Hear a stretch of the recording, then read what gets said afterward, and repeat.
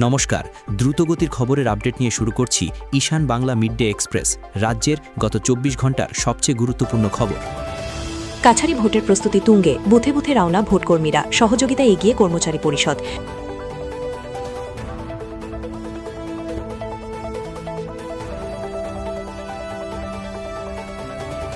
শিলচর সোনাই রোডের রামকৃষ্ণ সরণিতে ভয়াবহ অগ্নিকাণ্ড, দমলকলকে ঘিরে তীব্র ক্ষোভ।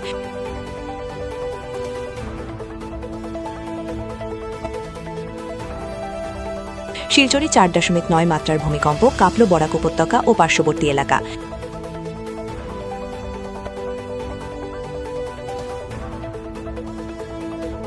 নির্বাচনের আগে কাছাড়ে আবগারি বিভাগের অভিযান, অবৈধ সুরা কারবারিদের ঘাঁটিতে হানা, চুলাই মদ ও সরঞ্জাম উদ্ধার, কারবারিরা পলাতক।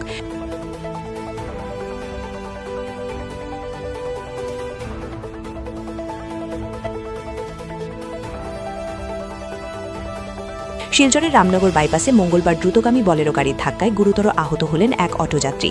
গ্যাস এজেন্সির সামনে দাঁড়িয়ে থাকা অটোকে ধাক্কা মারে বলেরোটি। আহতকে শিলচর মেডিকেল কলেজে ভর্তি করা হয়েছে।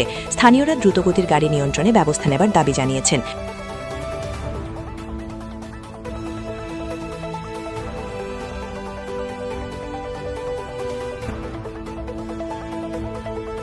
খোয়াই সীমান্তে নির্বাচনী ব্যস্ততার সুযোগে মাদক পাচার চরমে। বিএসএফ ১০ কেজি গাঁজা ও ৪৮ বোতল ফেন্সিডিল উদ্ধার করলেও স্থানীয় সূত্রে দাবি ৯০% পাচার হয়ে যাবার পর বাকি ১০% জব্দ হয়েছে।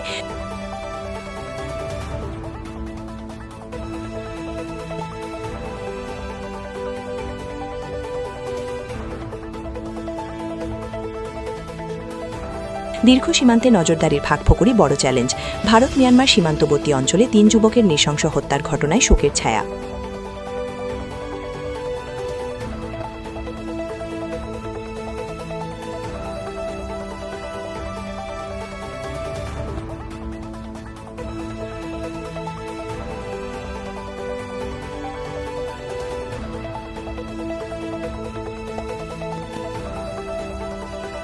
ভাষা শহীদদের প্রতি শ্রদ্ধা জানিয়ে শিলচর পুলিশ প্যারেড গ্রাউন্ডে বিশাল জনসভা করলেন কেন্দ্রীয় স্বরাষ্ট্রমন্ত্রী অমিত শাহ।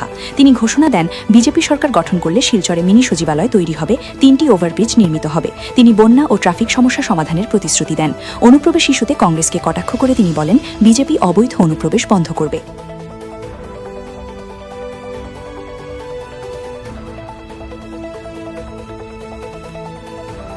নিউরামাননগরে ব্যতিক্রমী স্বাগতম পেলেন সোনাইয়ের কংগ্রেস প্রার্থী আমিনুল হক লস্কর। স্থানীয় যুবকরা চাঁদা তুলে টাকা দিয়ে মালা গেঁথে তাকে পরিয়ে দেন এবং ১০,০০০ টাকা উপহার দিয়ে জয় কামনা করেন।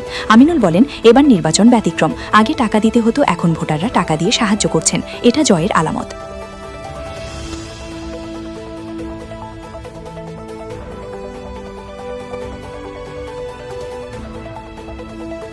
নির্বাচনের আগে বড় রাজনৈতিক ধাক্কা। প্রাক্তন অগপনেত্রী আয়েশা সুলতানা চৌধুরী ও কংগ্রেস নেতা সূর্যকান্ত সরকার আনুষ্ঠানিকভাবে বিজেপিতে যোগ দিয়েছেন।